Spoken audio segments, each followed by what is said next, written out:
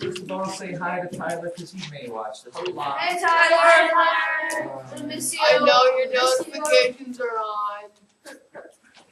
Ring that bell. How are you doing? Humans are un-Jesus-like. Okay. Here we go. Write down on top of this, just in case you forget properties. And we've talked about this numerous times, and I do want you to open your book to page 66, please. For those of you listening at home. Basically, let's just make sure you understand the difference between the commutative property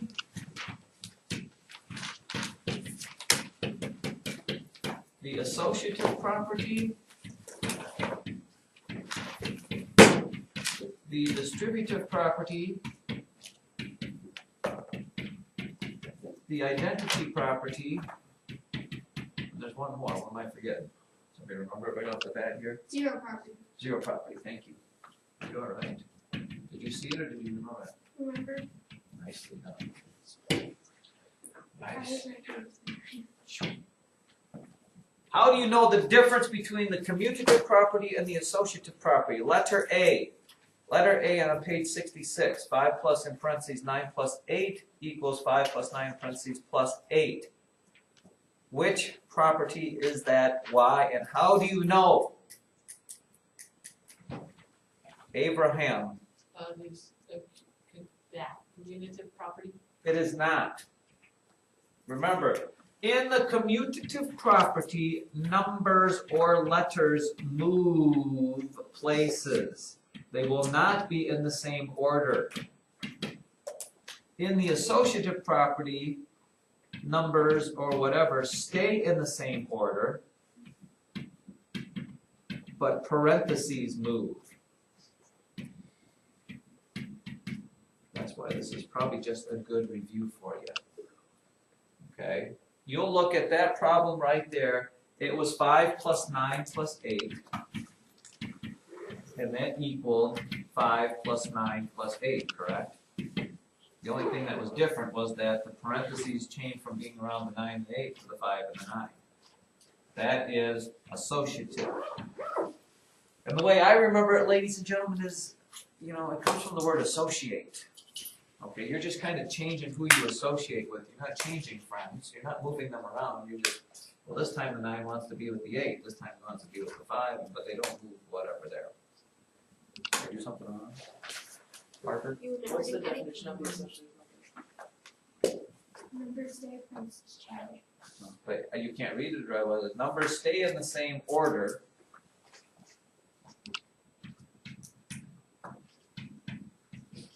But the parentheses are the ones that move. You switch what you associate. By the way, these two here, those two properties only work for multiplication and addition. They don't work for subtraction or division. Then looking at letter B, 0 plus 10 equals 10. Ironically enough, that is what, Brant? Your choice is up on the board. Commutative, associative, distributive, identity, or zero property. 0. It is not the zero property. Sorry for leading you astray on that. Zero property, by the way, is only multiplication. And what is the zero property of multiplication? It just says that when you multiply by 0, you get 0. That's all it says. And it's only for multiplication. Most of the stuff we take for granted, it's something we've done since you've been in 3rd grade or whatever. So if it's not that one, which one is it? Eastgate?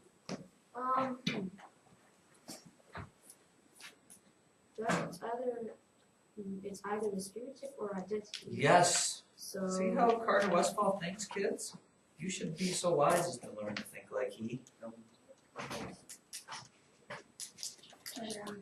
Look at Mrs. Kowalczyk. She doesn't visit the 8th grade classroom so often. Oh, that's right. You were taking somebody. Yeah, you go take them. We'll survive without you. Who is gonna say? Distributive property. It is not the distributive.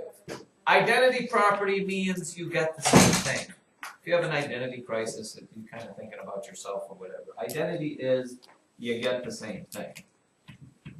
You get what you started with. And there is, started with. And with addition, it means you would add 0 to it. 10 plus 0 equals 10. You end up getting what you started with. Guess what the identity property of multiplication would be? 1. What do you multiply to get the same thing? Yeah, multiplication would be 10 times 1 equals 10. Those are the identity properties of addition and multiplication. Shabam, and then we're only left with one more here. Let's see, I don't think they even have one here, by the way. What is the distributive property? That is, yeah, it's if you got a number on the outside of, and you get like A plus B on the inside, you distribute out the thing on the outside and multiply it by both things on the inside. I don't think they ask you anything about that, but I thought since they're all properties. How about that for a review? Does that help you? Review, renew, recycle. Square roots I think we're good at. Don't you think we're good at square roots? How about determining theoretical probability? I suppose we might as well talk about that. Take out a blank piece of paper about probability.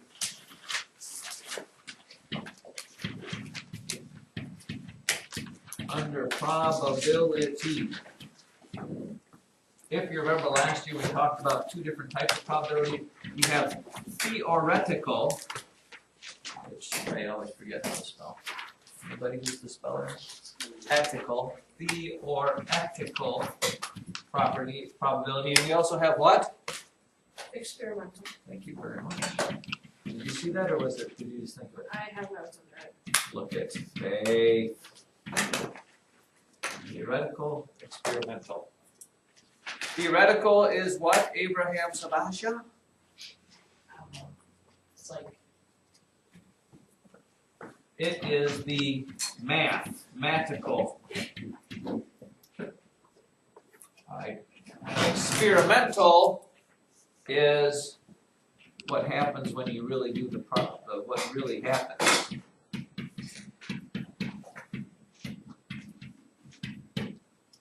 What really happens. For example, here I am going to pull up. Let's pull up a spinner, ladies and gentlemen. Anybody want to do that? Just because I can, I will. How about the gallery? Does anybody like the gallery? What are we going to go under the gallery? What do you want to do under the galleries? Let's do math. What about a math? Let's do probability. What about probability? How about a spinner? Multimedia. We got dice. You want the dice or the spinner? Dice. Spinner. Ooh, huh? dice, Dice. dice. Dice. Let's go dice. Think about this. Here is the difference. Here is the difference betwixt the two, theoretical and experimental. If I asked you what the probability of rolling a 3 is, what is the probability of rolling a 3? That is, how many 3s are there and how many total sides of the dice? 6, right? How many 3s? 1. Your probability is that 1 out of every 6 times you're going to get a 3. That is theoretically supposed to be true. Over here, in order to find out the experimental probability, I have to actually do the thing. So I'm going to do that. Let's do it. Now, all right, let's do it 6 times and see what happens. How do you roll the dice? Oh, there we go. So, I'm not sure what the best way to keep track of it. I'll just write it down. First time I got a 3, which is what I got. What do I have to do? Double. Just click the die. What? I tried the dice, didn't I? I got a 6. I got a 2. I got a 1. I'm gonna do it maybe 12 times, because I can't have it work out right, otherwise you'll think that experimental and theoretical always work out. 1, 2, 3, 4, 5, 6. I know, it's gonna come out, that never happens. Not a 2. And then 3. Should be 1, 6. If this worked, oh! I kinda wanted that to happen, just a little bit. How many more do I need? 2 more? There's no 5. And a 2. Okay. Is there a 5 on this die? Okay, so experimentally, the probability ended up being, how many did I do? 12. And how many 3s did I get? 3. So it actually ended up being 1/4. Okay, but let me tell you, here's the deal. Okay, if I would do this like 1,000 times, these two probabilities, they're a little bit apart right now, but if I did it 1,000 times, I will tell you that this will get awful close to that, if not right on the money. The more you do the experiment, the closer it'll come to theoretical. I didn't do it enough times to prove it justice. It's a little like when you say you flip a coin, what's your probability of getting a head?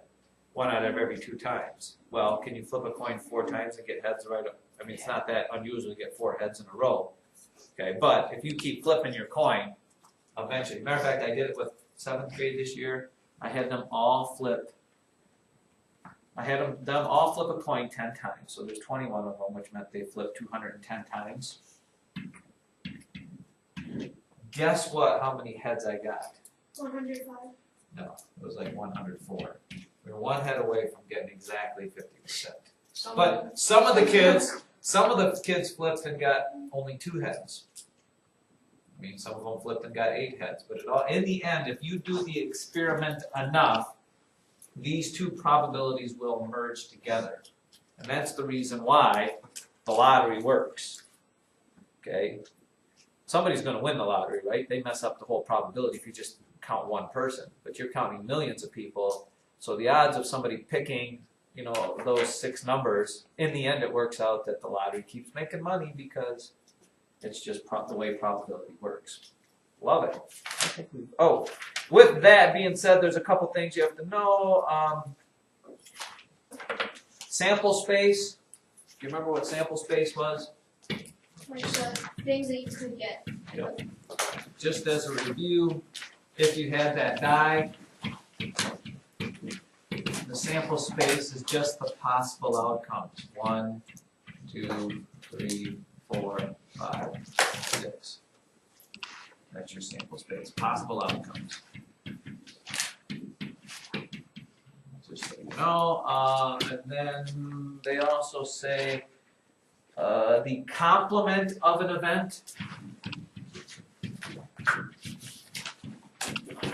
Anybody remember what the complement was? The opposite. Oh, I guess that's a good way to say it. In other words,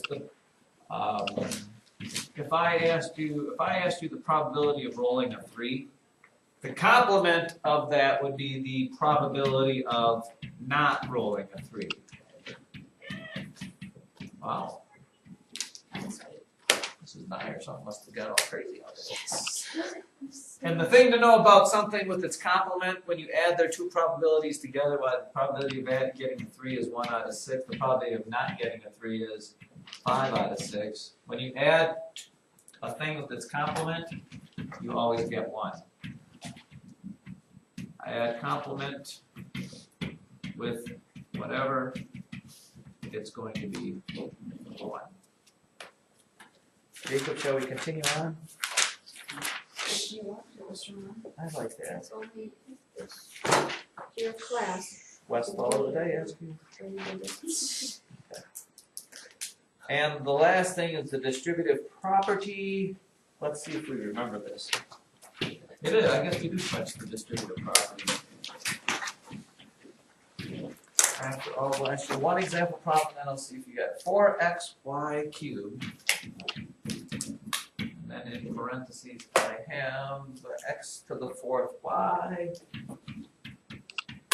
minus 5x What happens when you use the distributive here? By the way, you're not getting any answer. I can't find answers, but I can simplify this. What would I get?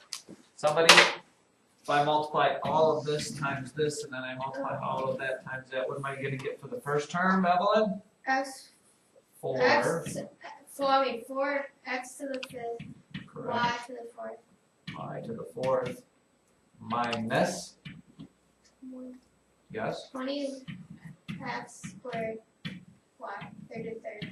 Y to the 3rd. So tell me why. Why in 7th grade does everybody have such a hard time with that? Well, in some period I had a hard time with it. I know, I'm asking you why. Five Because to me.